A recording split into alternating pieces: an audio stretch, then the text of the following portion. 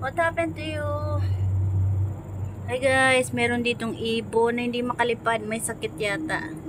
Baka may birds flu ito. Delikado. Okay nangyari dito. Ang cute oh. What happened to you? Parang nanghihina siya.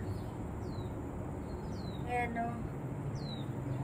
Baka nakasalpok sa salamin to.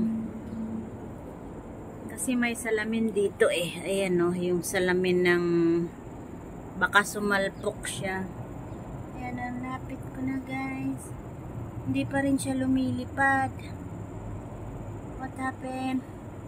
Ano nangyari sa'yo? Ano kayang magandang gawin dito? Babalik ko siguro sa forest. Ayan siya guys. Oh, hindi makalipad.